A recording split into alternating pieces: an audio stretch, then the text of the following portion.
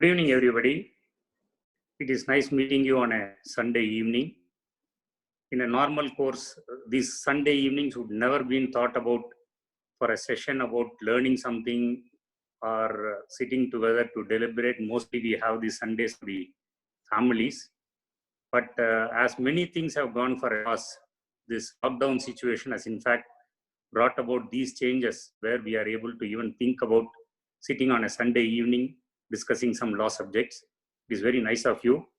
And after this lockdown came into place, since the COVID-19 was declared as a pandemic, Madras Tax Bar had been in the forefront, keeping us engaged with very many interesting topics, discussions. It is not only sessions, it is not sessions by way of lectures. I find that the group was very active, exchanging various pleasantries and at times entertaining themselves.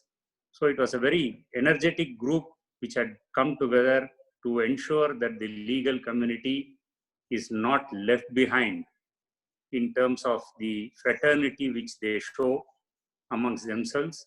And in the process, they have gone ahead with these webinars, which had been very useful, very educative for the younger generation in the bar. So in that, when this Madras Tax Bar extended me one more invitation of participating in a session with you, that was the best thing which could have happened. I immediately grabbed the opportunity and I said, yes, I will come back to have a session. Having said that, last 30 or 40 days, we had so many webinars and sessions, lectures going on various topics. In fact, there had been specific lectures on this insolvency and bankruptcy code itself.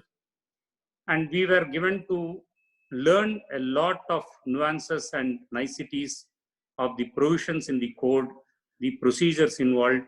In fact, I was part of one session where an introduction to IBC was spoken to, and we had lot many coming forth in continuation of that.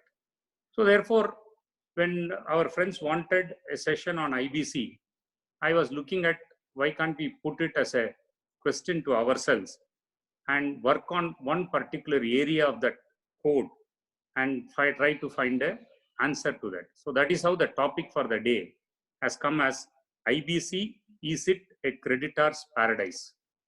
Now, why this question? Is it a creditor's paradise?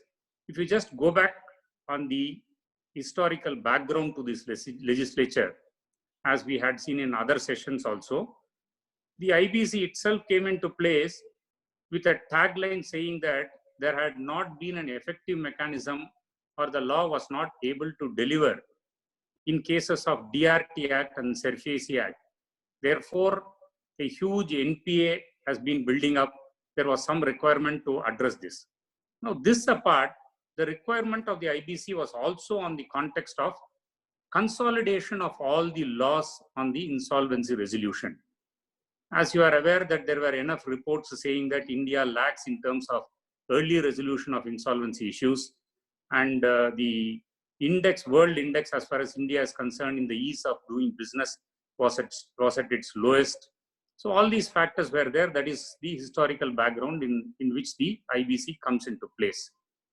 Now the code was enacted, supported by a report of the Bankruptcy Laws Reforms Committee, an expert committee which was asked to go into and suggest ways and means as to having a consolidation of laws as well as an effective mechanism for insolvency resolution, be it the case of companies or individuals. The code ultimately had repealed all the enactments which were in place. So this is all on the historical background.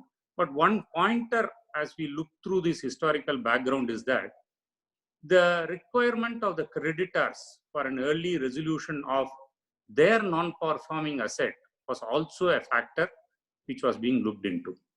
Now, having said this, did the Bankruptcy Laws Reforms Committee, namely the BLRC, CR, or the enactment, the initial bill which was circulated before the Parliament, provided for any kind of a solution for the creditors' problem?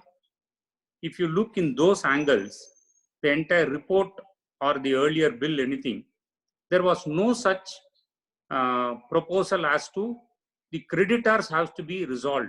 Therefore, we are looking at. On the other hand, the insolvency resolution of companies and individuals were the focal point. Now, when they said, the code brought about two major things. I'm only looking at what is relevant for today's topic. I will not take you through the entire thing which had been there in the other sessions also. Likewise, what I am proposing to do in the session is that give you a brief background and let us together read through certain provisions of the code and the jurisprudence which has evolved in terms of judgments of the Honorable Supreme Court, and try to find an answer to this question which we have posed to ourselves. Now, in that last session, I have also requested our friends, a few of us can join and we can have a deliberation and find an answer so that the other participants would be benefited and would come out with a finite result as to what is the answer to this question. This is what is the small framework which I am looking at for the today's session. So when I said about this background to the legislature, what is the object of the code as it is in the enacted law? Just look at the object of the code, which in fact takes certain aspects from the report of the Bankruptcy Laws Reforms Committee. Now in the objects, they speak about maximization of assets. They speak about resolution of the insolvency situation by reorganization of the corporates. Then they speak about deciding on the priorities among the stakeholders. I'm emphasizing this word. They did not say among the creditors. They in fact said among the stakeholders. So primary thrust was that you have to look around for a reorganization of the insolvency situation instead of looking for a liquidation. Now, in the process of reorganization, what they ultimately wanted to look at is that there should be a maximization of the value of asset. Now, when they speak about value of asset, it is not the value of asset in the hands of the creditors.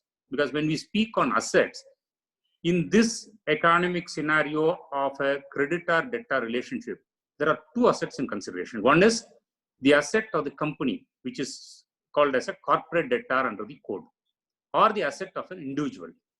Now, second thing is the asset in the hands of a bank, which is nothing but the realization which they have to make, which they call it as an asset in their books, and which asset in terms of the Reserve Bank of India guidelines at one point of time becomes a non-performing asset.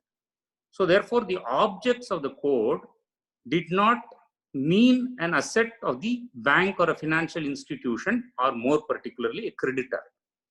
It only said maximization of the assets of the corporate debtor or the individuals. So this had been the object. So the very object of the code, I will read through the portions of the object also.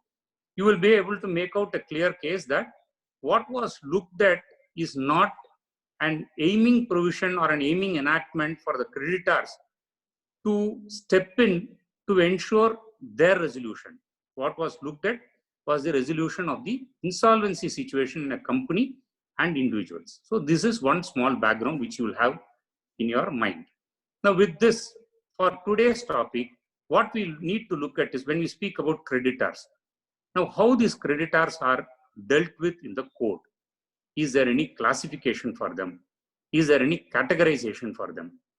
Then what the provisions of the code speak about these creditors, rather their rights and obligations or other situations which will come into consideration while implementing the provisions of the code.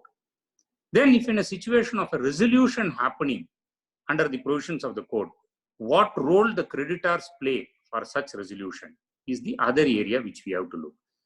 Now in all these process, the code says if there is no resolution possible, if there is no reorientation of the company or reorganization of the business possible, then naturally it goes to the liquidation or bankruptcy.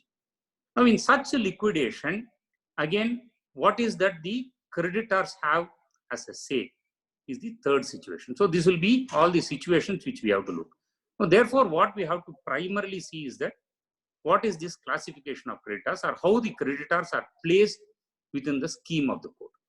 As you all aware, prior to the coming into force of this code, the insolvency resolution was sought to be resolved by invoking provisions of Companies Act in case of companies, and by invoking provisions of Provincial Insolvency Acts as well as Presidency Towns Insolvency Act in cases of individuals.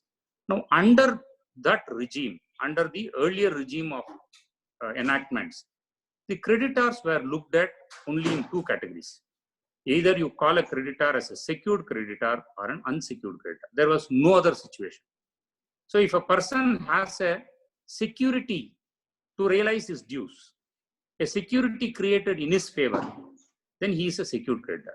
And if a person has only a liability to be recovered, he doesn't hold a specific security and he has to look for the general assets of the company, he is an unsecured creditor. So this is the only situation which was prevailing. As you are fully aware, under the Companies Act, in fact, whenever a winding up or liquidation was sought to be initiated against the company, the secured creditors were not given much of a preference. The court will always look down saying that you are a secured creditor, you have a security, why can't you invoke, why can't you enforce that and look for your recovery? Why do you want to come to the court to seek for a winding up of a company, which is a going concern? This was the primary issue which used to come. So it is only mostly the unsecured creditors who are able to demonstrate before the court that there is a mismatch of assets and liabilities of a company. The liabilities are far in excess to the value of the assets. Therefore, have a liquidation or a winding up against the company commenced. They were primarily before the court to seeking for it. Now, in the entire exercise of a winding up or a liquidation of a company or a insolvency of an individual or going through a bankruptcy proceedings of an individual, the underlying factor was that if there had been a mismatch, there is a requirement of ensuring equitable distribution of the assets. So what was primarily the lookout is that don't allow that particular company or individual to incur more liabilities when the existing liabilities cannot be discharged. Don't allow the company or an individual to go ahead with dilution of their assets when the liabilities are far excess to that. So therefore, put a stop to that and bring them to a table and see that how these assets can be liquidated to make a distribution to the creditor. So underlying principle was there should be an equitable distribution of the assets in case of such insolvency situation arising. Now from there in IBC, what is the change which has got about? Two things. At the first instance, when I said about the creditors in the previous regime being recognized as secured and unsecured alone, now the IBC courts brings in a completely different understanding of the situation. What the IBC code provides for is that creditors can be classified into two. It says a person who is to recover a financial debt is a financial creditor. If a person who is to recover an operational debt is an operational creditor. So a classification has been brought about, dismantling the entire situation of secured or unsecured and bringing in a situation of either it is a financial debt or an operational debt. Now provisions are there, definitions are being provided. The financial debt is defined, operational debt is defined. On a broader scale, if you look at any person who lends money to a company for a time value of that money, suppose he stipulates that you have to pay this money with so much of interest. It stipulates that after a period of time, the money has to be paid with further additions to so much of money. If there is a stipulation of time value to the money, and that kind of transaction is recognized as a financial transaction, and a liability which arises under such financial transaction is a financial debt. Therefore, if a person has to recover a financial debt, he is a financial creditor. Now, what is the other situation? It is the operational debt. That is being defined as any liability which arises on account of supply of goods or rendering of services is being termed as an operational debt. So that is qualified to a very small extent. In fact, if you go through the definitions, which I will try to point out to you at a later part of the session, financial debt is defined in a very, very, very exhaustive terms, because financial debt, they also bring in securities debt, securities creation of security interest, trustees, debentures, everything has been brought in. Therefore, there is an exhaustive definition for a financial debt. For the operational debt, it only says in the liability arising on account of supply of goods or services being rendered. So the categorization of creditors now under the IBC regime falls in two.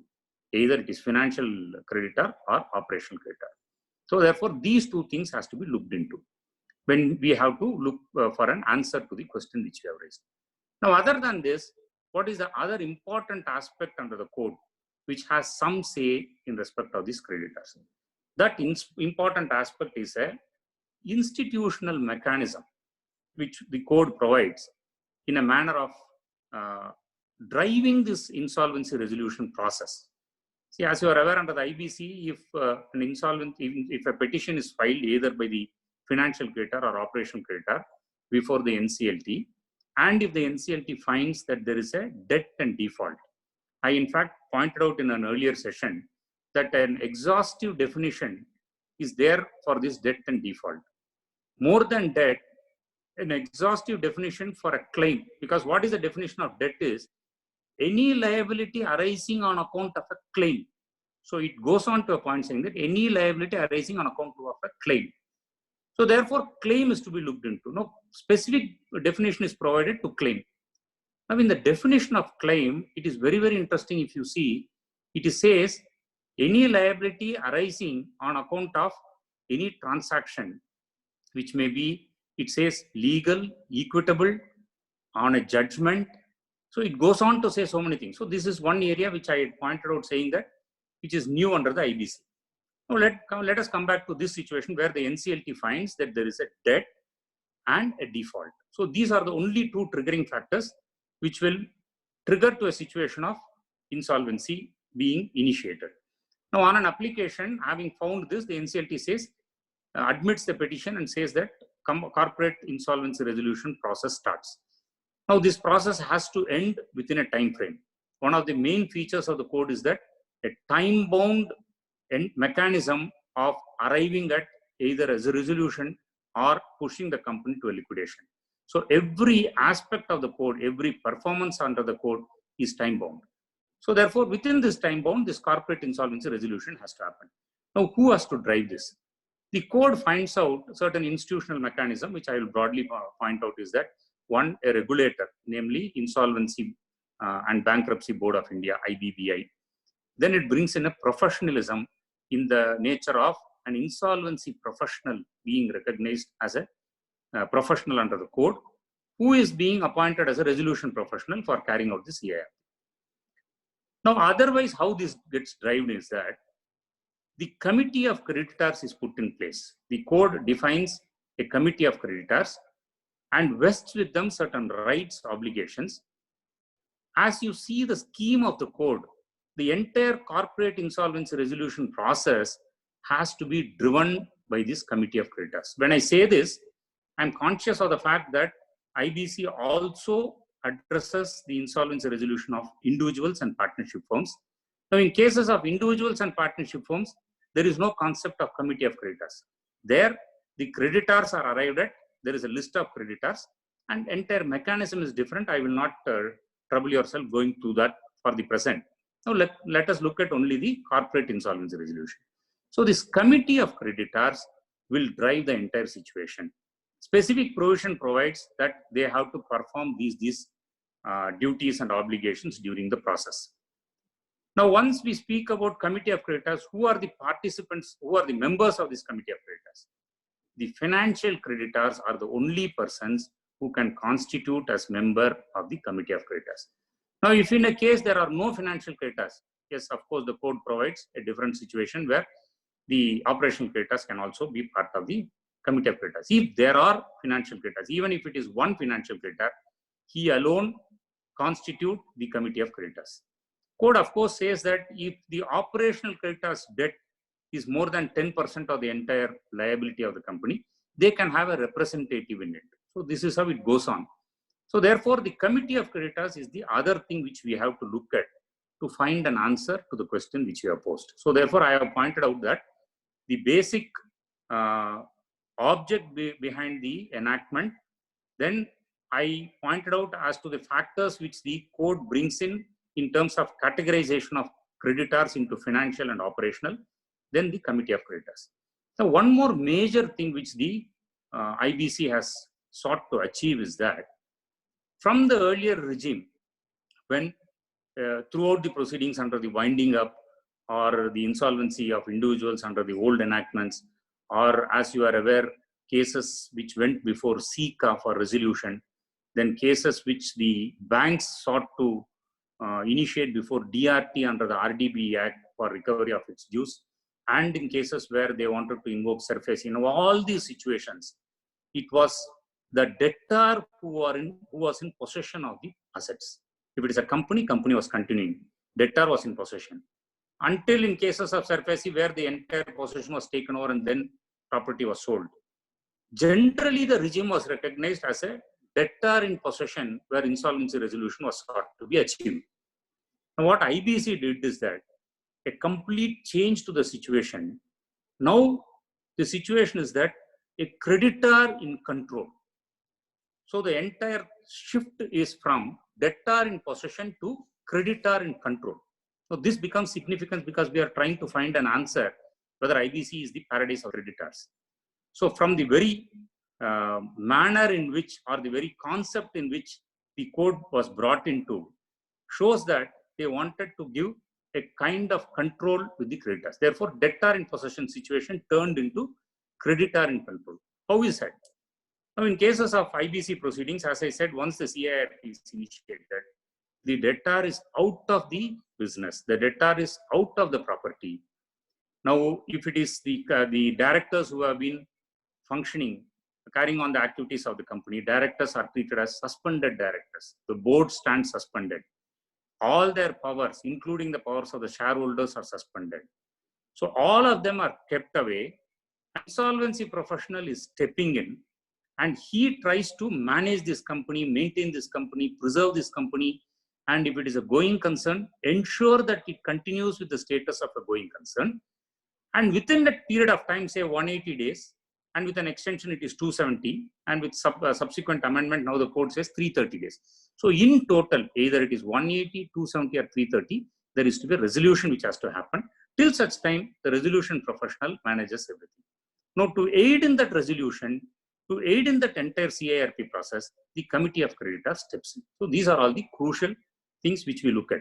Now going by the object of the enactment, going by the provisions as the scheme of the code unveils, the rights of the financial creditors or operational creditors and the COC, what are the functions of the COC, as I take you through those provisions also, you will try to appreciate. Going by all those things, you will find it is not actually the object of the code to ensure that there is a creditor's paradise. But now, down the line, is it that which is prevalent is a question which we have to find out. Now, for that, what we can further look at is that other than the provisions of the code, last 4 years, it has been in implementation. Therefore, lot of jurisprudence has come in terms of interpretation to the provisions of the code, judgments by the high courts, judgment by the Supreme Court, judgments by Honorable the National Company Law Appellate Tribunal. Now, all these things are jurisprudence which are available before us to again look into to find out whether there is an answer to this question which we are posing to ourselves. I have said about resolution process.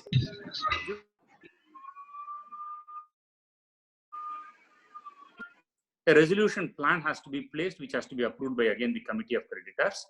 Now, once the committee of creditors approves it, it goes before the NCLT for an approval. So the judgments will also speak about what is that the committee of creditors has to look into, what is that the NCLT has to look into. Is it the committee of creditors are given the entire power, or that the NCLT is given the entire power to examine whether the resolution plans? That we will read some paragraphs of judgment, we will be able to understand what it provides for. Now, if this resolution is not happening, now ultimately company goes for a liquidation. Now, in the liquidation, what is the stand of these creditors again? Is it again they have a bigger say in the manner in which their rights to be determined or their recovery to be made, or it is the other way? Now, in that liquidation process, if you look at, creditors have a better say. Because ultimately in a liquidation, what is to be seen is that how the creditors, how the stakeholders are being satisfied from sale of the assets. So that is ultimately ends up in a situation where the creditors have to be paid their dues. It is as simple as that. Now in the liquidation process, again, there is a huge change with the IBC has brought about, which is known as a waterfall mechanism of distribution to all the stakeholders. That is provided under section 53 of the code. Now under this waterfall mechanism, again, creditors stand at the top. They have to be satisfied first. Now, next leg, it says creditors will also stand pari passu with the workmen to an extent of about 12 months or 24 months. Then it goes on to say employees to a particular period. Then unsecured creditors. Then it goes on to address government dues. This is in fact a complete shift from what was provided under the Companies Act old either 1956 or 2013, where at the second stage itself, the first stage was that secured creditors and the workmen pari passu, then the government dues, and then the other things were there. Now this has been changed. Now creditors, then creditors to the extent which they have not been satisfied by the securities will stand with the workmen, then other things. On top of all those things, the cost of the CIRP cost, the entire process cost is the first preference that is to be discharged. Now imagine a situation, a company is able to realize only 10,000 rupees and ultimately the CIRP cost is only 10,000. That gets satisfied. Others don't get even a pipe. This is what is the provisions under the code, which is called as waterfall mechanism. Now this section 53 is also being quoted in the resolution. Under section 30, the code specifically says if there is a resolution plan, that resolution plan has to provide a payment to the operational creditors to the extent what they would have realized if it had gone for a liquidation under the waterfall mechanism of section 53. Likewise, it says if there are dissenting financial creditors, they have to be provided to the extent what they would have recovered if it had gone for a liquidation. So this is also read into. So the entire distribution as far as code is concerned is driven by that one particular section and a mechanism which is provided. So therefore, you will find that creditors have a bigger say. Now jurisprudence, again, if you look at it, there is a slight shift from this situation also as to many judgments which have come. So that also we will consider. So I have at the first instance given you a framework of the code in the context of the question which we have raised for ourselves. I have not touched about any other thing. Within that framework, the object, the characterization of the creditors under the scheme of the code, and two different creditors being recognized, and the committee of creditors, and who constitute the committee of creditors. And with this, if there is going to be a resolution, what is the mechanism, who has a say as far as the resolution is concerned. Then I pointed out if it is going to be a liquidation, how the distribution, how it happens. So this is the entire scenario which I am placing before you as far as the framework of the code. Now, as I said, if you have to find an answer to the question which you have posed, let us also look into the jurisprudence. So for a moment, what I will do is that I will share the screen to bring about only a few definitions which we will take note. We can read through that, then get into the decisions of the various courts as to these aspects. Now with that, probably a few of us will deliberate on it and find if there is an answer to that. Now let me please share with you the certain definitions.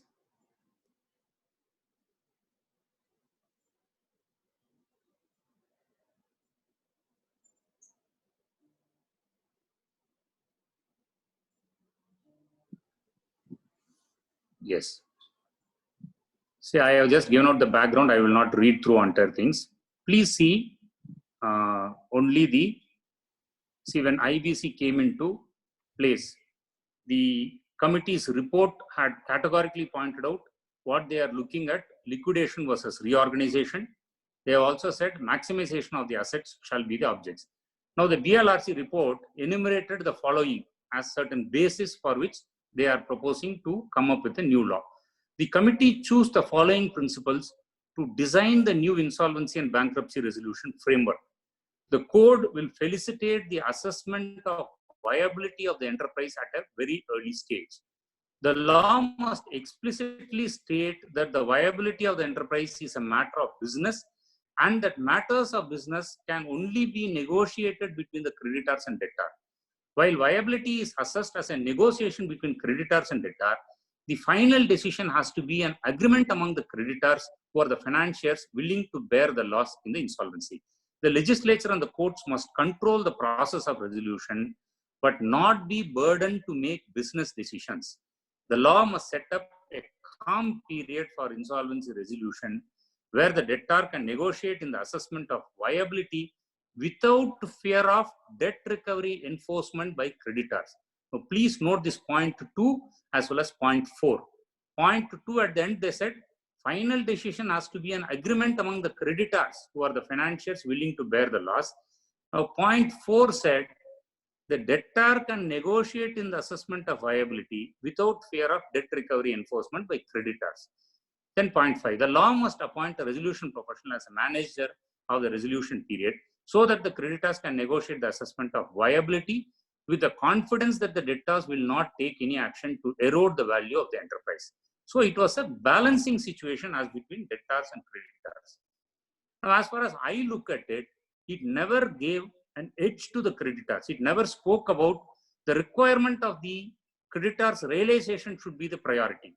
It rather said that it should be looking towards a reorganization which shall be in the nature of negotiation between the creditors and debtors. Why they said this? That they recorded in the report also that earlier regime, the rights of debtors were before a different forum. The rights of creditors were before a different forum. Take an example of a recovery of a debt to be made by a bank or a financial institution. They were invoking DRT or SURFACE.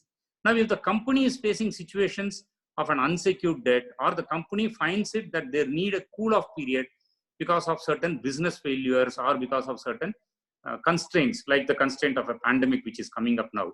Now, where do they go and have it addressed? They could have at the most gone to the company's court or at the most gone to the SICA. Now, more particularly after the SURFACE came, SICA became redundant because in a SURFACE action, once it is taken, the SICA proceedings became abated. So therefore, one thing which the committee found is that the rights of individuals were before different forums. Therefore, they said, once IBC is coming into place, let us see that the rights are also before the same forum. Therefore, they used the word saying that a negotiation between the creditors and debtors. Now, this is what they said as a design for the framework which they want to put in place. This is the report of the committee. Now, this is the object which is there under the code itself.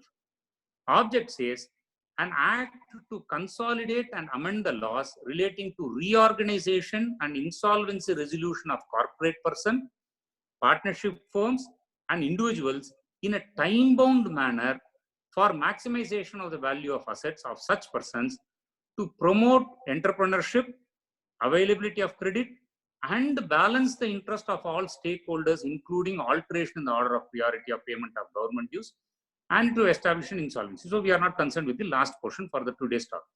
Now, in terms of the today's question, if you go and see in the objects also, you don't find that there is an emphasis for a creditor to have a control over the entire situation or the creditor to recover the dues. Then, now with this, as I said, within the framework of the code, I will try to point out certain definitions. Let us read through these definitions alone before we go to the judgments and then arrive at as to what will be the answer to the question. Now on the definitions, section 5, subsection 7 and 8. Subsection 7 defines financial creditor means any person to whom a financial debt is owed and include a person to whom such debt has been legally assigned or transferred to. Now, therefore, what is a financial debt? Now, financial debt means a debt along with interest, if any, which is disbursed against the consideration for the time value of money and includes, as an inclusive provision, it says money borrowed against payment of interest, any amount raised by acceptance under any acceptance credit facility or its dematerialized equivalent, any amount raised pursuant to any note purchase facility or so and so. These are all bonds, debentures on the stock market side or the debt security side. Then the amount of liability in respect of lease or hire purchase contract, which is deemed as a finance or capital lease under the accounting standards. Then receivables sold or discounted other than any receivable sold on non-recourse basis. Any amount raised on any other transaction, including any forward sale or purchase agreement having the commercial effect of borrowing. So therefore, they said even certain agreements which has an effect of commercial borrowing. Imagine a situation like you get a huge advance. You propose a transfer of certain goods. You are looking at manufacturing certain goods. You have not even got into it. But you get into an agreement with a person saying that you advance me this much of money. Then down the line, after 1 year, once the goods are produced, I will continue to supply a particular percentage to you. Then over the period of time, I will repay this advance with some interest. So if any such transaction also gets into the definition of liability if it is a financial debt. Then explanation, it goes on to say for the purpose. Now the explanation is one area which deals with the rights of flat buyers in cases of real estate properties. Therefore, they have touched upon RERA and other things. I will for the moment skip it. I will also point out that aspect of it. Now, financial creditor is not in any manner seen as a secured or unsecured. It is based only on the financial debt. And then it says financial creditors are the part of committee of creditors. Now, please see the definition of operational creditor. The definition of operational creditor is again linked to the operational debt. Section 5, 20 and 21 speaks about it. 20 says operational creditor means a person to whom an operational debt is owed and includes any person to whom such debt has been legally assigned or transferred. This is identical to the earlier definition of financial creditor. Now 21, operational debt means a claim in respect of provision of goods or services, including employment, or a debt in respect of the payment of dues arising under any law for the time being in force and payable to the central government, any state government, local authority. So this is the definition in respect of operational creditor and operational debt. As I pointed out, financial debt is more exhaustive. Operational debt is only restricted to certain areas. Then committee of creditors. Now section 21 speaks about committee of creditors. The interim resolution professional on collation of the claims constitutes the committee. So therefore subsection 1, you can forget it. Now subsection 2, committee of creditors shall comprise all financial creditors of the corporate debtor. Then it goes on to explain certain exclusions. These are all on cases of related parties. If suppose there is a related party who is a financial creditor, he will not have a right of participation or voting in the meeting of committee of creditors. So related parties also exhaustively defined under section 324 and 524-24A. So these are all, I will skip for the person. Now please come to subsection 4. Where any person is a financial creditor as well as an operational creditor, such person shall be a financial creditor to the extent of financial debt owed by the corporate debtor and shall be included in the committee of creditors along with voting share proportionate to the extent of financial debts owed to such creditor. So therefore, his voting right will be only to the extent of his financial debt. His operational debt will not be part of it. Then assignment of operational debt is also provided. I will not trouble you on all those things. Let us for the moment skip all those things. As you read through the provisions, you will be able to get into all aspects. Now then, subsection 10, the resolution professional shall make available any financial information so required by the committee of creditors under subsection 9 within a period of 7 days of such requisition. So this is what the constitution of committee of creditors is concerned. Now one constitution it is spoken to, it also says who can have a voting right, who will not have a voting right, how the voting right has to be decided. Now in that, what is pertinent is that no differentiation as regarding secured or unsecured. Whether it is secured or unsecured, the moment you are recognized as a financial creditor and you form part of the committee of creditors, your voting is based on the debt which you have to realize. The amount of debt is the only criteria. It is not on the basis of whether you are a secured or unsecured. Now, please see what is the role of the committee of creditors. It is provided under section 28. Now, approval of committee of creditors for certain actions. As I told you, the entire management of the corporate debtor and running through the process of CIRP is vested with the resolution professional. He is given certain rights. He is given certain duties. There are certain obligations which he also has to perform. Now, he has to take all the guidance of the COC, which is the committee of creditors. Now, what are all the things which the committee of creditors have to specifically approve is provided under 28. Now, notwithstanding anything contained in any other law for the time being in force, the resolution professional during the corporate insolvency resolution process shall not take any of the following actions without the prior approval of the committee of creditors, namely, raise any interim finance in excess of the amount as may be decided by the COC, create any security interest for the assets of the corporate debtor, change the capital structure of the corporate debtor, including by way of issuance of additional securities, creating a new class of securities, and so on. So, record any change in ownership and interest, then give instructions to financial institutions maintaining accounts of the corporate debtor for a debit transaction from any such accounts in excess of the amount as may be decided by the committee of creditors, undertake any related party transactions, amend any constitutional documents, delegate his authority. It goes on to say. So there are various things which the resolution professional will be able to do only in case if the same has been approved by the committee of creditors. Now, as I said earlier, the resolution plan has to be approved by the committee of creditors. Now, how the scheme unfolds is that once the committee of creditors is in place, the resolution professional draws up a document called as information memorandum, which he will provide as to what are all the assets of the company, what are all the liabilities of the company, and classification of these liabilities as financial debts, operational debts, other debts, government dues. All these things are put into place. Then the committee of creditors takes a decision as to calling for expression of interest from anybody to submit a resolution plan.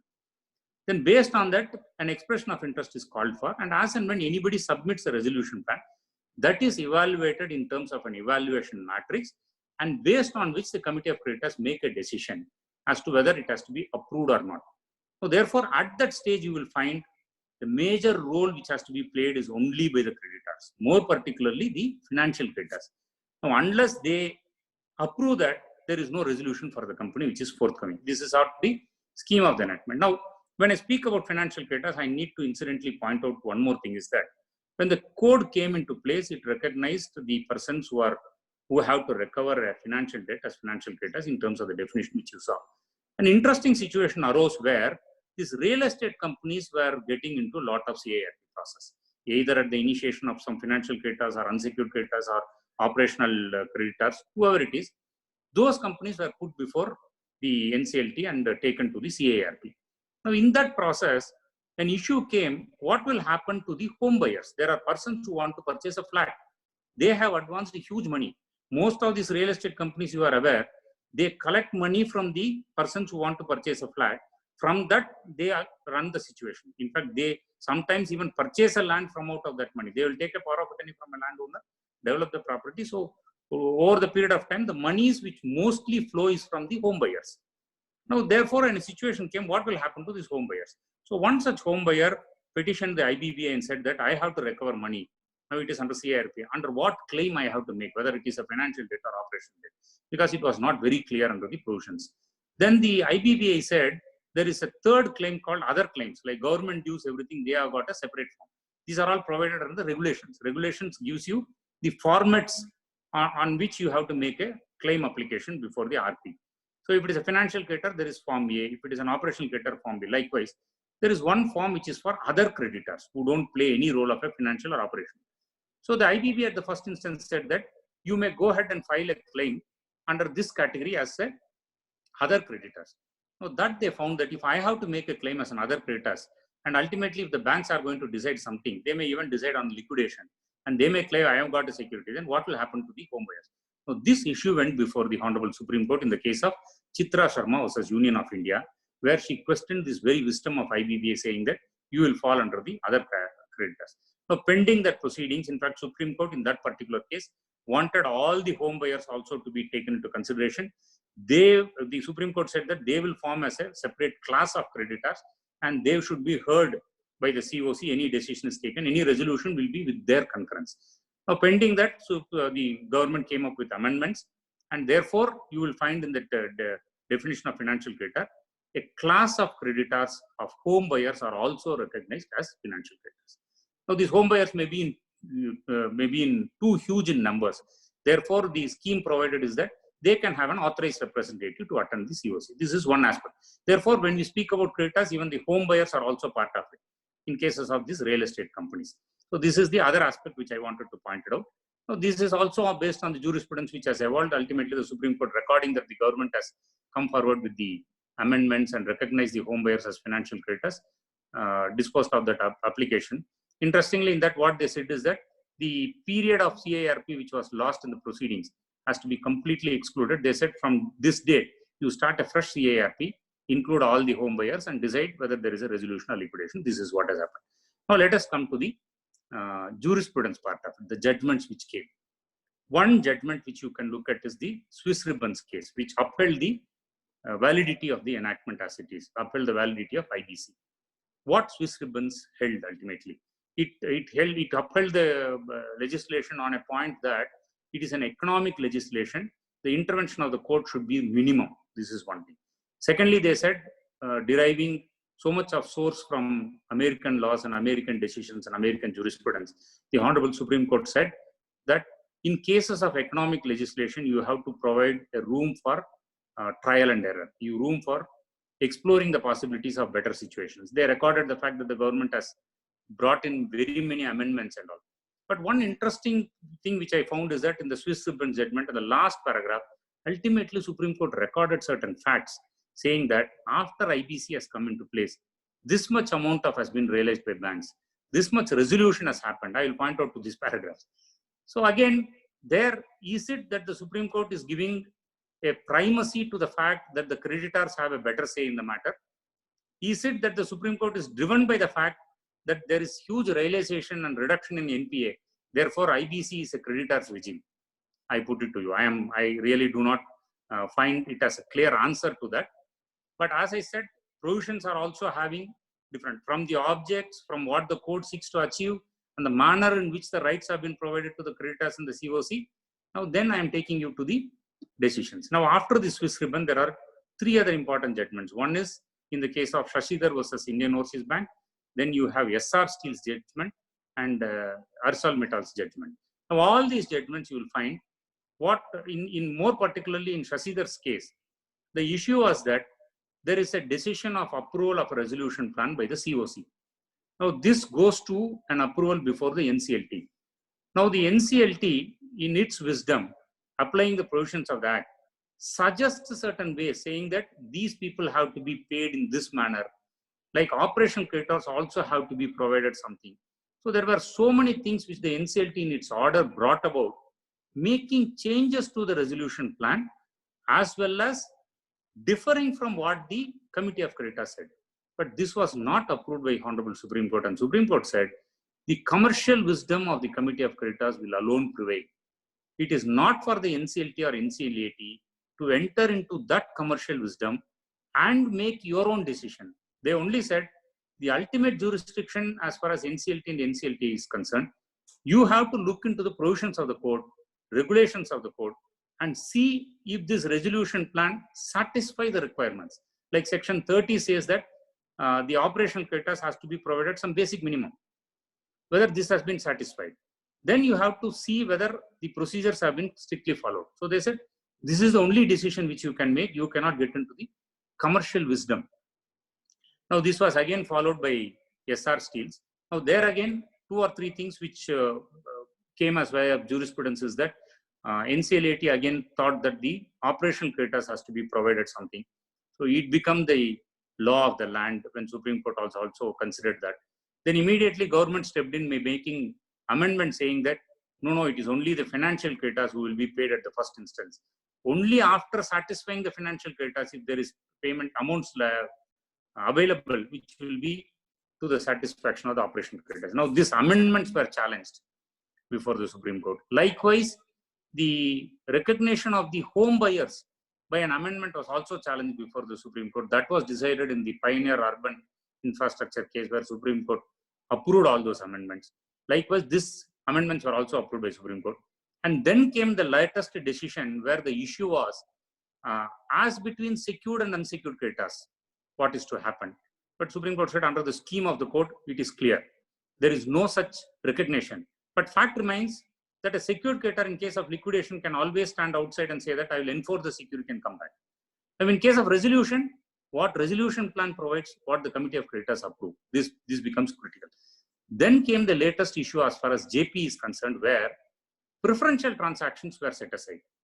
That was a case where there is a holding company and there is a company which was getting into the real estate development. Now, this real estate development company had provided collateral security to the holding company for various borrowings they made from banks. Now, all these transactions were set aside by Supreme Court, but rather Supreme Court declared that these are all preferential transactions. So this again has now got into one more situation of so much of discussion, mostly happening on the banker side. Now, bankers are again pushing the government saying that, no, our rights which were created our charges which were created don't dislodge. For the want of time, I am not taking you in detail of those niceties. I'm only pointing out because ultimately this is all boiling down to the situation of whether it is a creditors regime or not, or whether the creditors have their own paradise under the IBC. Now, with these backgrounds, let us again now only see a few judgments. I will only take out a few paragraphs from the judgments. Then we can get into our deliberations and discussions. Now, can I have this screen share? Yes.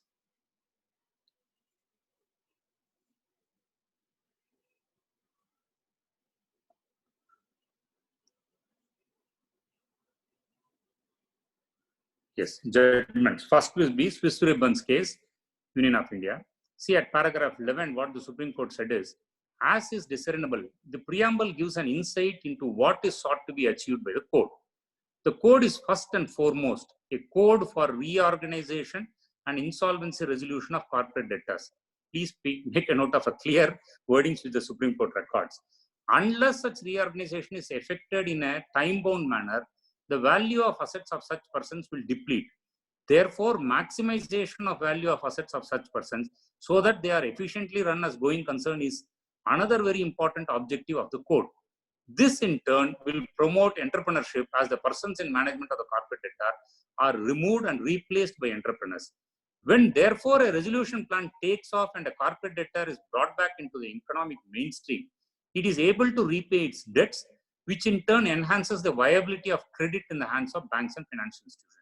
Above all, ultimately, the interest of all stakeholders are looked after as the corporate debtor itself becomes a beneficiary of the resolution scheme. Workers are paid, the creditors in the long run will be repaid in full. The shareholders, investors are able to maximize their investment. Timely resolution of a corporate debtor who is in the red by an effective legal framework would go a long way to support the development of credit markets. Since more investment can be made with funds that have come back into the economy, business then eases up, which leads overall to higher economic growth. What is interesting to note is that the preamble does not in any manner refer to liquidation. Please make note of it.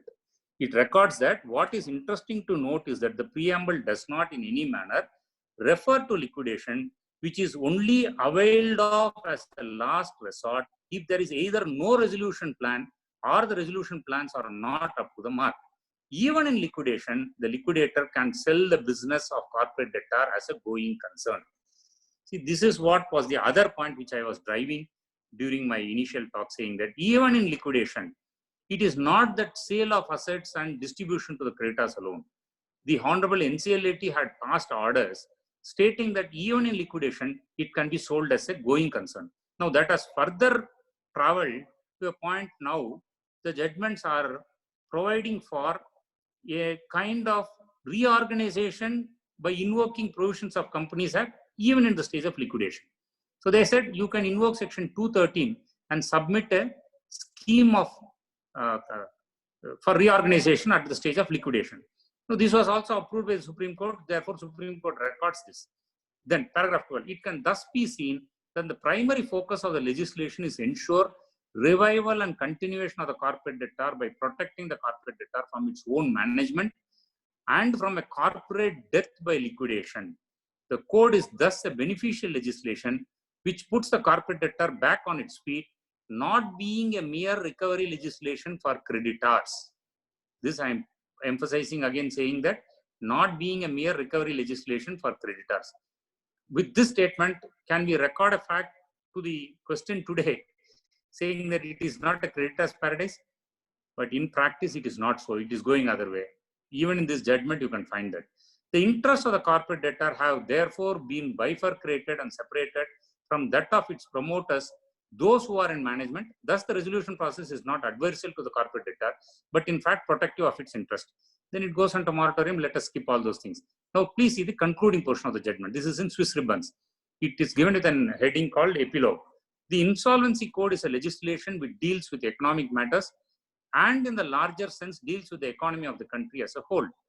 Earlier experiments, as we have seen in terms of legislations having failed, trial having led to repeated errors, ultimately led to the enactment of the code. The experiment contained in the code, judged by the generality of its provisions and not by so-called crudities and iniquities that have been pointed out by the petitioners, passes constitutional muster. To stay experimentation in things economic is a grave responsibility, and denial of a right to experiment is fraught with serious consequences to the nation. We have also seen that the working of a code is being monitored by the central government by expert committees that have been set up in this behalf. Amendments have been made in the short period in which the code has operated, both to the code itself as well as to the subordinate legislation made under it. This process is an ongoing process which involves all stakeholders, including the petitioners. Now, please see paragraph 86. We are happy to note that in the working of the code, the flow of the financial resources to the commercial sector in India has increased exponentially as a result of financial debts being repaid. Approximately 3,300 cases have been disposed of by the adjudicating authority based on out-of-court settlement between corporate debtors and creditors, which themselves involved claims amounting to over INR 1,20,390 crores. 80 cases have since been resolved by resolution plans being accepted. Of these 80 cases, the liquidation value of 63 such cases is INR 29,788 crores. However, the amount realized from the resolution process in the region of INR 60,000 crores, which is over 202% of the liquidation value. As a result of this, Reserve Bank of India has come out with figures which reflect these results. Thus, the credit has been given by the banks and financial institutions to the commercial sector has jumped up from so on, so on, so on. So therefore, ultimately, the Supreme Court recorded all these facts on monetary terms and said that for all these reasons, we uphold that. So this is one area which I am pointing out for the factor that under the scheme of the code, under the provisions, creditors have a better say. But the objects of the code says that it is towards some other thing. Then the jurisprudence which comes about from the courts is also indicating to some extent. So this is how we have to balance. And now let us see what was the decision of Supreme Court in Sasigar versus Union Overseas Bank. Now in paragraph, this was mainly on the role of the COC, which is nothing but the financial creditors. Paragraph 35. Whereas the discretion of the adjudicating authority is circumscribed by section 31, limited to the scrutiny of the resolution plan as approved by the requisite percentage of voting share of financial creditors. Even in that inquiry, the grounds on which the adjudicating authority can reject the resolution plan is in reference to matters specified in section 32, when the resolution plan does not conform to the stated requirements. Reverting to section 32, the inquiry to be done is in respect of whether the resolution plan provides the payment of insolvency resolution process cost in a satisfied manner in priority to the repayment of other debts, the repayment of the debts of operation creditors in prescribed manner, then the management of affairs of the corporate debtor, the implementation and supervision of the resolution plan does not contravene any of this. This is the only area which the NCLT can look at. This is what Supreme Court says. The board referred to is established under section so on. So the powers of functions of that, then you can then skip all those things. So ultimately they said the commercial wisdom of the COC will be paramount. Now 39, in our view, neither the adjudicating authority nor the appellate authority has been endowed with the jurisdiction to reverse the commercial wisdom of the dissenting financial creditors, and that too on the specious ground that it is only an option of the minority financial creditors. Then it says, suffice it to observe that in the INB code and the regulations framed thereunder as applicable in October, there was no need for the dissenting financial creditors to record reasons for disagreement. So it goes on to say what are the scope of the NCLT and the COC's powers, everything. Then came the SR Steels, which almost reiterated the earlier stand, and which also said that what the resolution applicant provides in the resolution plan is of paramount importance because he is going to run the company. Then on that plan, what the COC takes as a commercial wisdom is again paramount. So with these things and the timelines it provided, the ultimate decision of the court is that it also recorded earlier judgments of SICAL, everything. Two things which they have pointed out is that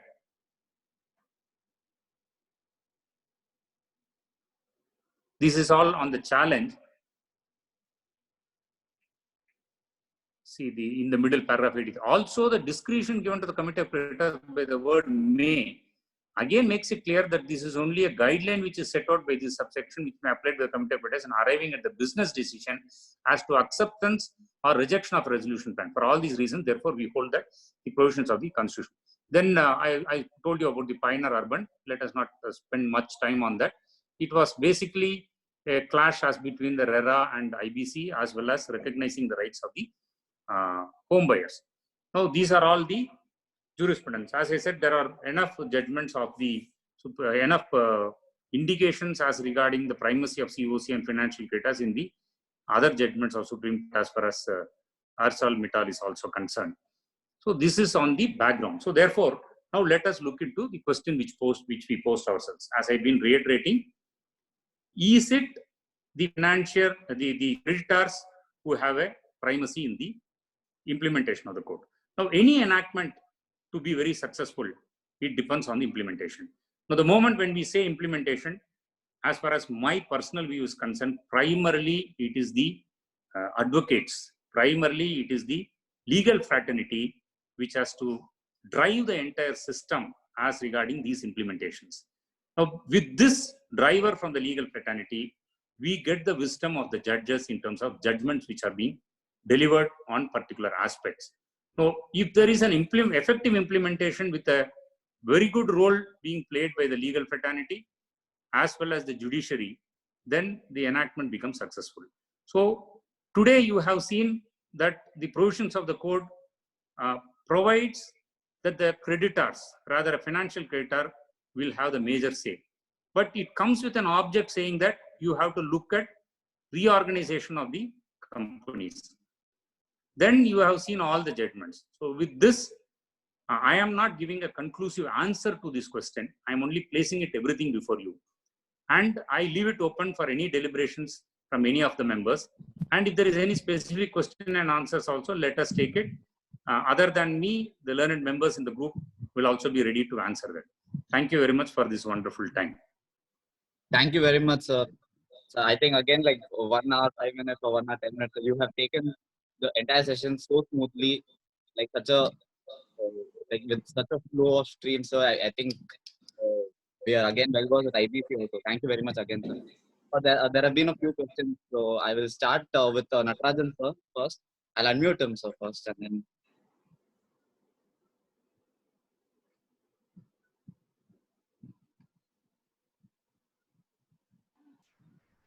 Natarajan sir, I'm unmuted. Yeah, am I audible? Yes, sir. Yes, sir. I'm able to hear you. Sir. Yeah, good evening, sir. You have put a very pertinent question, and rightly so. You have not answered it. You have set the tone for a particular, very much of a discussion on that particular question. But I stand totally on the different spectrum. So as a layman, I don't have any experience on this branch of law or anything. But as a layman, my doubt is it not encouraging the failures? I need some lot of protection has to be given to the entrepreneurs. Otherwise, there will not be investment, there will not be development. All those things are there. But at the same time, if you look at it from a layman's point of view, is it promoting failures? You can do whatever you want, and at the end of the day, you fail. You don't have any responsibility. You just leave it to the financial institution, your financial creditors. They will come and they will manage you, and whatever possible, they will take it away. It is giving an impression to an ordinary citizen that it is encouraging failures, and in the process, and even the government is also compromising its interest. And earlier, the concept of Queen's Steps and all was there. All those has been given a go by. So government is also complicating failure and promote the failure of the industries. That is one view as a layman which I can entertain. I may be wrong also. As a common man, as a layman, I see these provisions like sort of an encouragement for failures. So what do you feel, and what are the other people in this session feel about this doubt of a common man? Okay. If there is anybody who want to add on this with a different view also, they can come in. Otherwise, I will answer this. I can do one thing. I can. I will keep everyone in mute, but I can give you the access to unmute yourself. So if you want to add on, then you can unmute yourself and add. But if you are not adding on anything, please don't unmute yourself because there will be a lot of disturbances. Thank you once again.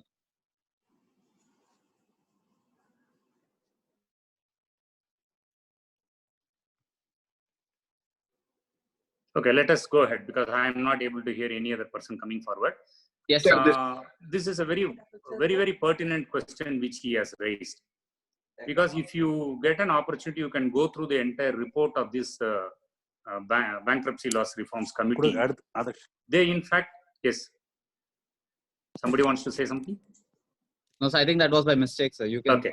So they in fact discuss a lot on this. They specifically mention this word failure in business. Because my friend is raising a point saying that, will it not encourage failure in business? Now, what the report says is that on various deliberations, taking into consideration of various material facts as well as data, they point out there are bona fide failures in business. They say that failure can be in two ways. One is business failure, which is basically due to a mismatch or due to economic conditions or monetary failures. I may have conceived a project of 2 crores. I would not have been able to mobilize that. Rather, I would have mobilized it, but there is an enhancement today. So this is, then they also record there is a failure in terms of a concept or the model. So these are two things which the committee took up and they have deliberated a lot. And more particularly, they say in cases of business failure on account of the system, either the model or the technology, if it is a technology failure, they say that there is a requirement to give a way out. Then on the second thing, they say that if there is a business failure which is due to bona fide reasons. See, for example, a few years back, you would have thought about tape recorders with the cassette players and all. Would anybody would have seen that down the line, within 2 years or 3 years, cassette players will become obsolete and you will come into CDs. And after the CDs become obsolete, you become DVDs. Today, nobody is even touching a CD or DVD. Everything is in your mobile, everything is in your laptop, everything is in internet. So these kind of technological developments also lead to certain kind of failures in the business. So I say bona fide failures and failures to do these kind of issues has to be addressed. This is what the committee says. Therefore, one reason for which they propose a code is that to address these situations, to have a easy way out. Now, when my friend said that, is it not encouraging? I will differ in his view, saying that it will not encourage, because if you look at the provisions also speak about various transactions being put to question. In the CIRP process, it is not like that. I have failed, I have suffered loss, therefore I am holding it. Let the committee of creditors take it up, do it. It is not so. The code provides that transactions can be gone into. They can test it on whether it is preferential transaction, whether it is fraudulent transaction, whether it is extortionate credit transactions, avoidable transactions. So these are all areas which has to evolve. We have in fact seen, as I said, Supreme Court in the latest decision has dealt with preferential transaction when they set aside all these collateral securities being created. This is the first time matter went up to Supreme Court. There are other areas which has to be explored. In fact, as an advocate, I feel that there is a huge lack because NCLTs and these IBC proceedings are mostly being taken up by the company secretaries, chartered accountants, and they have been driving. Yes, on figures, on numbers, on their area, they have the strength. But when it comes to having this adjudicated before the judicial forum, it is advocates who have to step in, and these transactions has to be. So therefore, this will be all put to question, one area. Second area, the code extensively provides about penalties. It provides of prosecution. Two areas. One, it says there will be certain transactions which will be put to test. Therefore, the NCLT will pass orders imposing penalty and bringing back that monies. The promoters will be asked to deposit that monies. There are other areas which says penal provisions, which prosecution will be before a special court. So my personal view is that if this entire code with all these checks and balances is put to use, is put to force and an implementation, I think it will take care of this situation. Therefore, there cannot be a situation where I can just fail and leave it. But still, the committee recognized this situation of saying that if there is failure, there is a requirement to see that that is gotten over. May I supplement, sir? I am M.B. Balaji here. Yes. I would like to add, being an accountant too, I would like to add, apart from yes. the fact that that could be a failure, etc., the institutions which are financial creditors, per se, they are in the business of financing.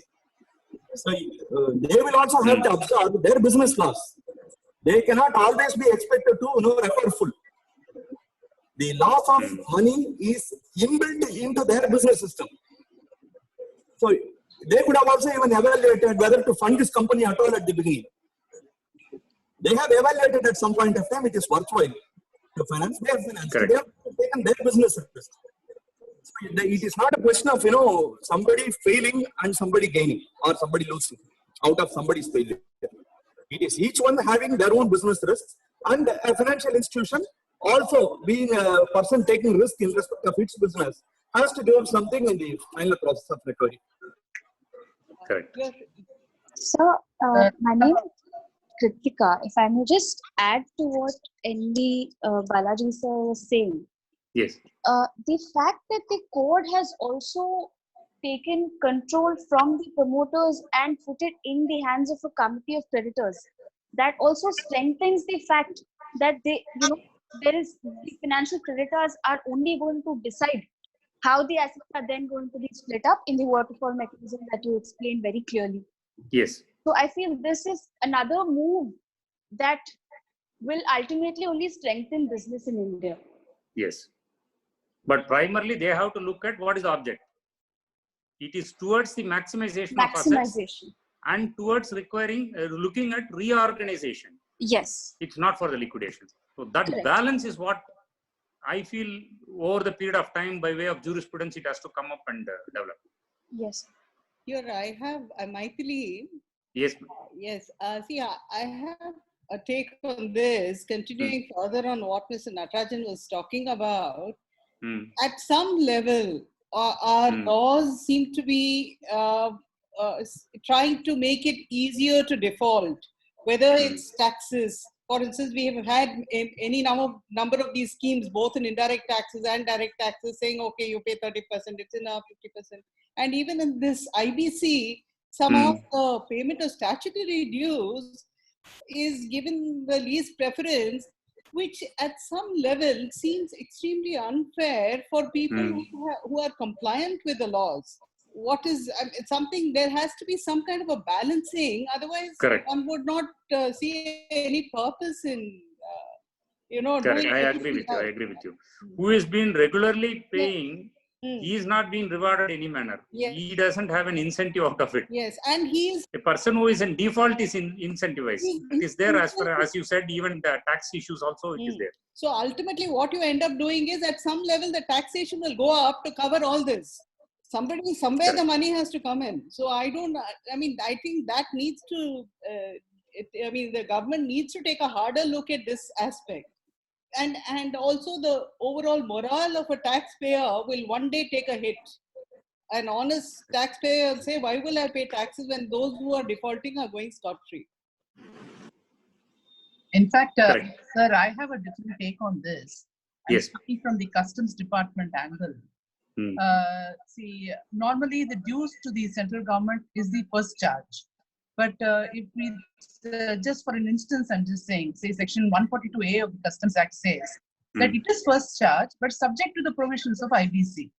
Therefore, as I understand, the debts owed to the government is an operational debt. Am I right in that?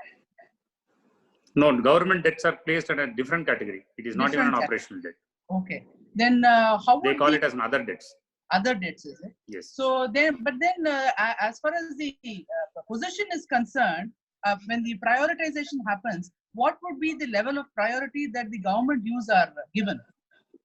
When suppose the IRP is appointed, what is the level of priority that is given to the government dues? It is on the last. Let us see 1 minute. I will just share the screen. Yes. Can I have the screen share for a moment? I will just show you that 53 mechanism. Sir, 1 minute, sir. Before you answer this, I will also add a short question connected to that. Yes. What will be the position, say, the income tax dues or those dues, where those respective departments do not present themselves before the committee of creditors or before the resolution professional and state it like, is it that the entire demand that is raised by them statutorily is lost? You may add that also in your answer. Yes, yes, okay. Now let us only see that waterfall mechanism, what 53 provides for.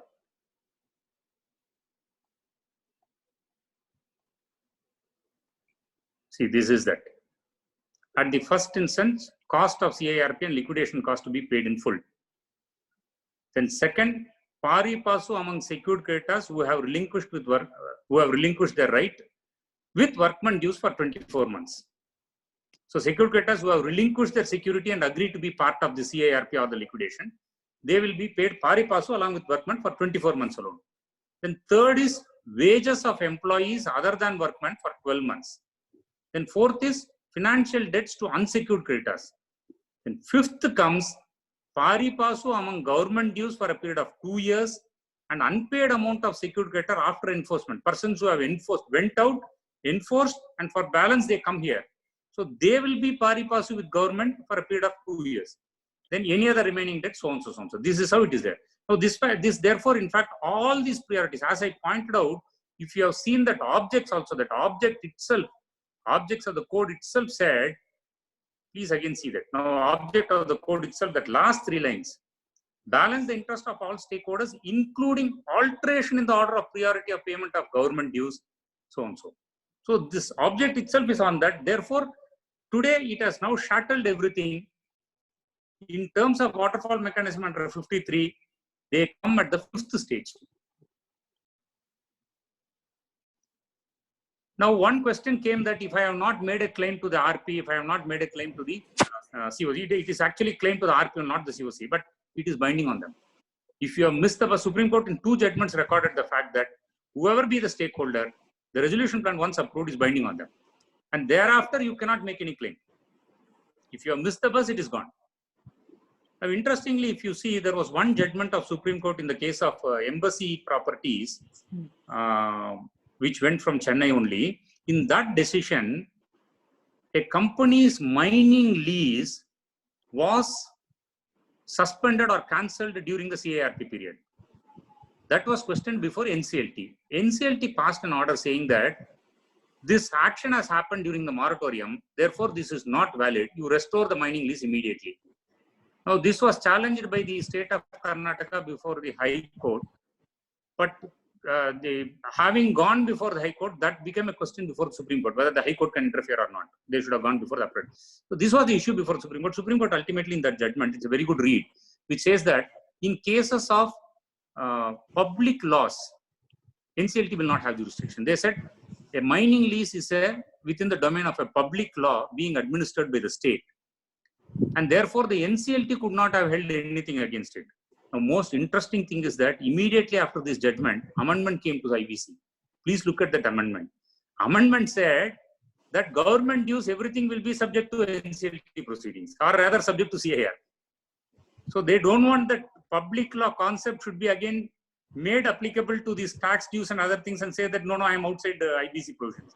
So amendment came which said that, no, you are also amenable to IBC. So this is what is the march of law which is happening. So whether you file a claim or not, you are bound by that. You cannot make a claim thereafter. It's clear as far as IBC. Therefore, the government has to be as vigilant as the SSC in terms of the recovery of dues. Yes.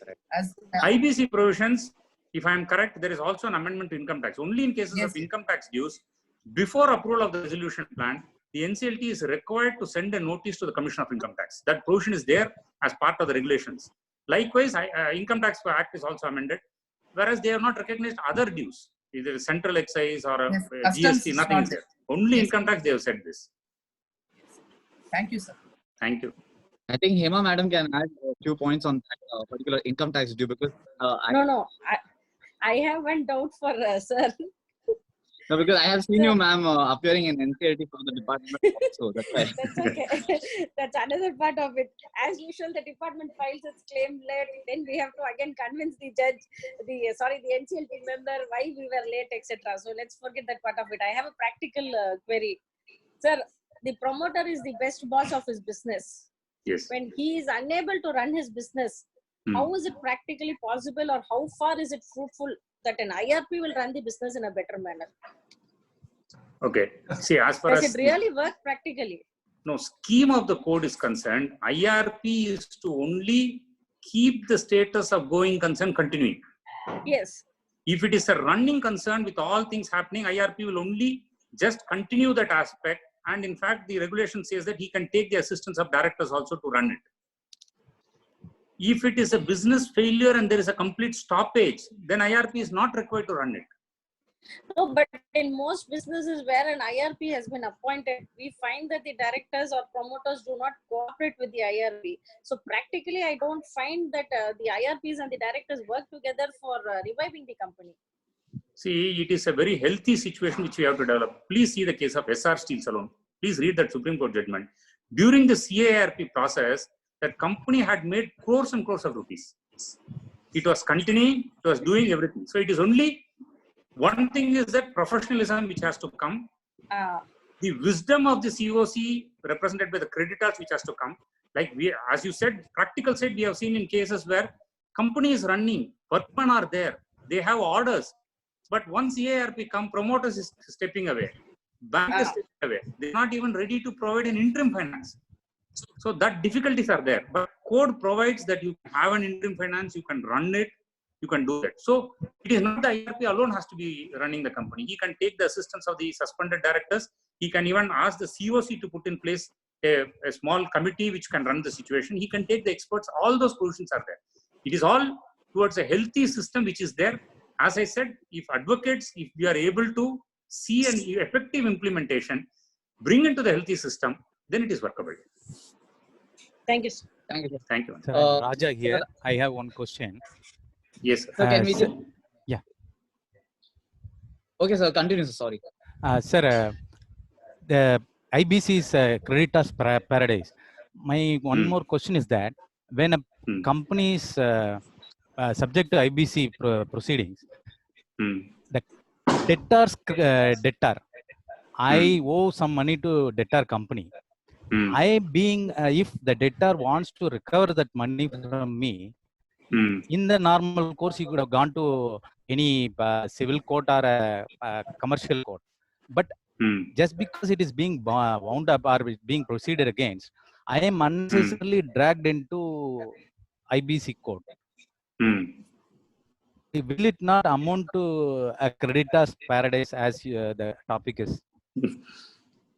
To some extent, it's correct. But once under a particular scheme of an enactment, if things are being sought to be redressed for a resolution before one forum, so this should also go. In fact, section 60 subsection 5 says that NCLT will have jurisdiction to decide all questions of law, facts, which is arising as CARP process and that of the corporate debtor. So in a workable mechanism, see, you cannot expect an RP to go before different courts, fight there. Like this instance which you say, if suppose the company is in Chennai and the client you are referring to, a debtor who is in Bombay, you will have that practical difficulty. And in a given time frame, because we are looking at ultimately things to happen within 180 days, 240 days or so and so. So if no proceedings had been initiated, he can wait. There is a moratorium period, limitation will be saved. Thereafter, whoever takes up, they can do. See, as an RP, he can record it as a receivables in the information memorandum. So this will be part of the assets of the company. Or if there is a requirement to pending proceedings to be continued, as in the case of Companies Act, IBC also provides that either it can be transferred to NCLT or he can take a leave and say that I will continue that proceeding. So RP can continue. If suppose something has to be initiated afresh, then again it is the COC system and the RP to be taken up. But we cannot find fault with it. Rather, Supreme Court does not approve such situations also, saying that being a specialized enactment on a situation of a resolution which we are looking at, it has to go through. There is no other way. Thank you, sir. Thank you, sir. Thank you. So before we take up the next question, there are already a few questions in line. I will just quickly give them a chance first. Sir, Mr. Sundareshwaran sir wanted to ask. Yes, sir.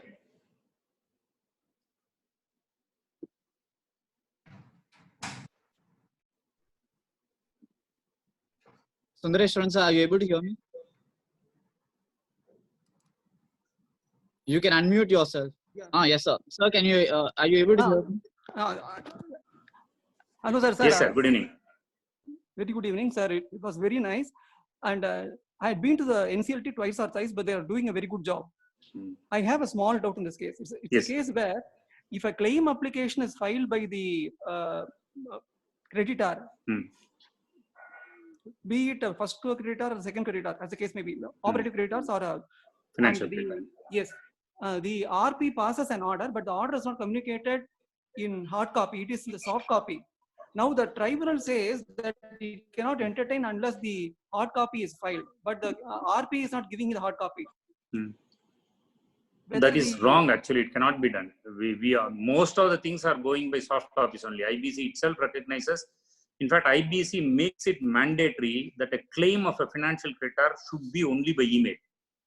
It does not even suppose us filing of an hard copy. A claim by a financial creditor in terms of the regulations can be only by electronic means.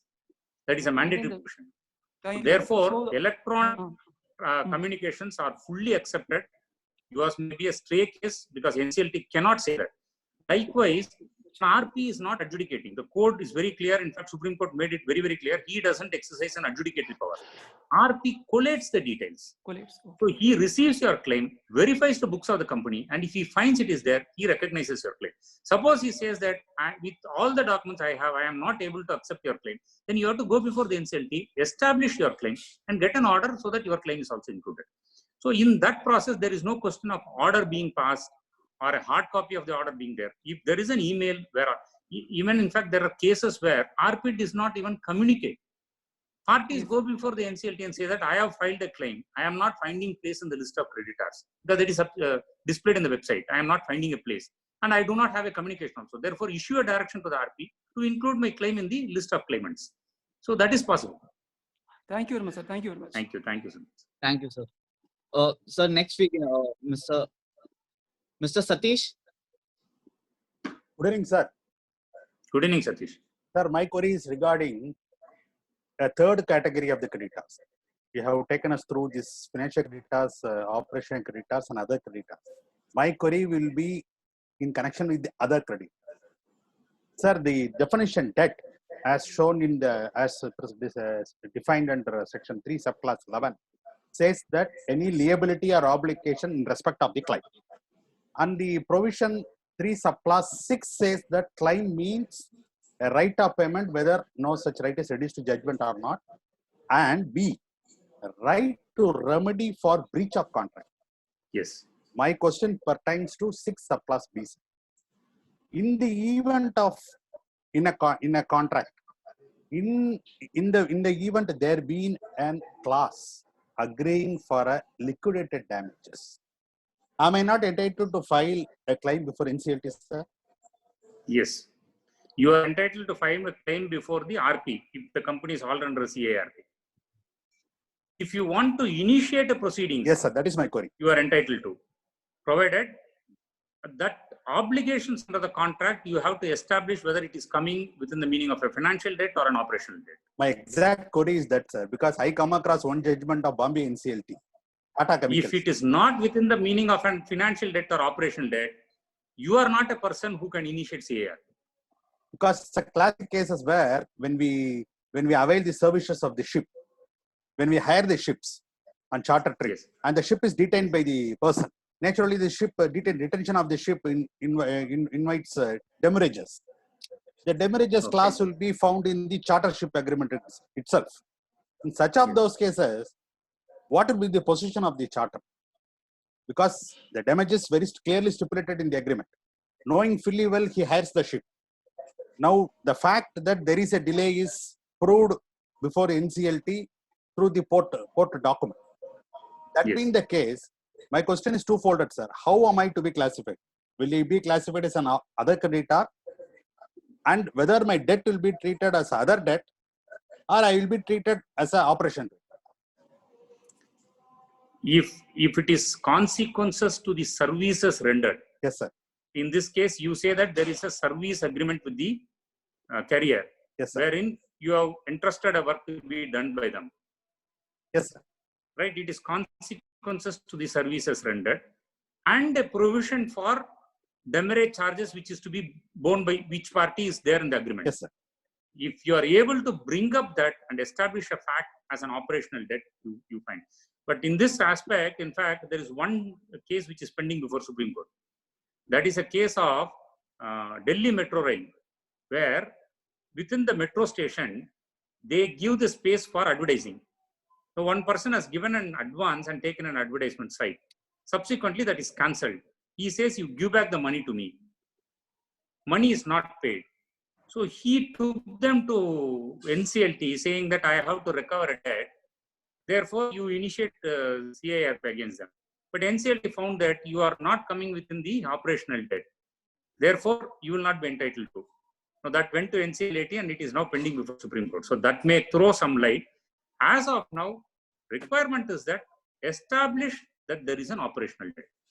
It may be a breach, it may be consequences to that, or it may be a liquidated damages provided. What is the original service is the point. Yes, sir. Because I also that is established. You come. If it is not established, you don't have a right to initiate. But if somebody initiates, you have a right to make a claim. I follow, sir. Because I also come across a judgment of NCLT Bombay, Tata Chemicals Limited as Raj Process Equipments, where they have held that unless you establish your entitlement to the damage in a manner known to law, you cannot file an application. Yes. Anyhow, sir, thank you for your clarification. Thank you, Satish. Mr. Bosco? Yeah. Good evening, sir. Thank you for the wonderful session. Sir, I have a query, small query, maybe a basic. Sir, we don't have any financial claim. We have received all the money. Yes. So only the issue C form is not received. The differential tax alone is coming under 2.5 crore. What is the remedy for us, sir? It will be other creditor only, other claims. You will not be able to initiate. If there is already somebody initiated, you will be able to make a claim and stand in the last category as other claimants. Okay. See, CIRP can be initiated by very clear. It can be either the financial creditor or operational creditor, including workman. Only in the case of the workman, the code as well as the regulations say that even group of workmen can join together and initiate. Okay. Otherwise, nobody can initiate. Now the situation, IRP is over and now the liquidator stage is there. Now I can apply. You can file a claim. Even in liquidation, independently, claims will be called for. In fact, in liquidation, the claims, there is a provision which says adjudication of the claims will happen. And if you are aggrieved with the adjudication, you can go to NCLT for against that. That is specifically provided. Okay. Thank you, sir. Thank you, sir. Thank you, sir. So, like 2-3 more questions, sir. Yes, sir. No issues. Ilangovan, sir. Yeah. Sir, good evening, sir. Good evening, Ilangovan. Sir, very good presentation, sir. Sir, if I am being a secure creditor or financial creditor who stands outside of CIRP and enforce my security on my own, either by SARFAESI or any other mode, and satisfy part of debt, and there are remaining debts are left out, shall I claim or file a claim again under IPC, sir? See, 3 things I will to tell. One is that if there is already a CIRP, even if you are a secured creditor, you are bound to make a claim. At that stage, when the CIRP process is going on, you cannot say that I will stand outside and I will enforce my security. This is first thing. So you have to subject yourself, file a claim, because all your proceedings, including SARFAESI proceeding, there is a moratorium. So you cannot go ahead. You have to make a claim here and you should be part of the COC, you should be part of the resolution, whatever it comes up. This is point number 1. Point number 2, in liquidation, you can say as a secured creditor, I want to stand outside, that is section 52. You will go enforce your security interest. Then for the balance, you will make a claim before the liquidator. Rather, you will say, I have this much claim. Suppose at the initial stage itself, you will make a claim this much. I have a claim, but I am enforcing my security interest outside the liquidation proceeding. So per balance, you can seek for recovery. That is permitted. It is provision is there. Then third situation which you are saying is that even before CIRP everything, I have already enforced. I have realized there is something shortfall which I have to recover. Yes. That again will be part of a claim in the CIRP or liquidation as an unsecured creditor. Yes. Sir, one other question, sir. Yes. Sir, the basic for this IBC code or the object behind this, there is a ease in doing the business and economic stimulation and foreign investment and this kind of things are there. Earlier there was a DRP which failed in all areas. And there comes this SARFAESI. Without looking into the basic Indian judicial system or without digging into the basic economic system of India, is it not our higher side just because someone wants to make an investment? We are keep on searching for some innovative method adopted by other countries who are all developed countries, and much as less what is the common Indian Who is battling the court? Who has been left out? Okay. I will Now, take it the this company, way. the companies, whether the company is more than 100 crores, can be given a priority in IBC. Okay. So that it can I'll slowly take come it this down. way. The Yes. first issue which you raised up is a larger economic issue. To be very, very clear, economists are required to answer that. Okay. But lastly, you ended up saying that a common man has to go behind all these things and all this. In fact, there is a division. When you speak about a larger issue about the ease of doing business, India not ranking and inviting investors, all these things, it is an economic issue. Economic experts have felt that this is what is the requirement. But having dealt with this subject as a lawyers, what we can look at about is that it is not that investors are coming to invest. It is the country's interest, you invite investments. That is how the economy is now growing, be it whatever. Even in this situation, you know that the moment there is some loss of business in China or European companies does not want to go to China, what Indian government is doing? They are inviting them to make an investment here. So therefore, there is a larger issue. We cannot get into it. Ultimately, we look at one is strengthening the banking system. In all the economic downfalls, it is said that we were able to sustain because of a strong banking system. So that is one consideration. Second thing is that economic growth happening. To economic growth to happen in a World Economic Forum. Today you are a world economy. You cannot no more claim that my economy is only my country. Any economy is reflected based on any happening worldwide. It is a liberalized society. So in terms of that, you are bound to take these things. I should today rank in ease of doing business, only then I can invite investments. I being at the fag end, I don't have an effective legal system, I don't have an effective adjudicative system. I cannot go to the forum and say that, no, you come and invest in India. So this is one small thing which I tried to put it across as my view. Okay, this is a larger issue which has to be addressed. Yes, a basic legal system which is not made ready, or it should be made applicable to the top 100 companies. You need to read Swiss ribbons. You read Swiss ribbons of Supreme Court. Then they say basic legal system is far different from testing economic laws. In fact, we had one session yesterday where there was a talk about Mr. K.V. Vishwan, senior advocate, was enlightening us on the point saying that the doctrine of manifest arbitrariness as a ground to challenge a law. So there he said, when this doctrine is adopted, is accepted and made applicable to many cases, when it came to challenges to economic law, Supreme Court said no. They said, I will not apply this doctrine of manifest arbitrariness. Economic laws are entirely different. Okay. So that is on a larger issue. Thank you. Thank you, sir. Sir, we'll quickly take up 2 more questions, sir. Yes, sir. Yes. Sir, Mr. Murthy. Yes, Murthy. Good evening. Murthy, sir. Yeah, good evening, sir. Sir, mine is not a question. My view on the heading of today's topic may be fine-tuned as is IBC instead of creditor's paradise can be a financial or operational creditor up to the point of admitting a company, and thereafter financial creditor's paradise. Especially by considering the judgment by Supreme Court holding that wisdom of the committee of creditors is the paramount thing, and the adjudicating authority as well as the appellate authority cannot touch the decision. And in this regard, with due respect to Supreme Court, there are few instances where the Supreme Court's view, I feel, has been misused. Where in an approval of resolution plan, the committee of creditors consisting of the financial creditors approved a plan with a condition where one clause says whatever the litigation expenses after the date of approval will be borne by the related parties. In that case, the related parties, their claim was admitted and they are entitled for payment of few crores. And this clause in the resolution plan, having been approved by the committee of creditors, so that the adjudicating authority or the appellate authority cannot touch it, and it went up to NCLAT as well, and the plan has been approved, confirmed. And in such a situation, by making use of the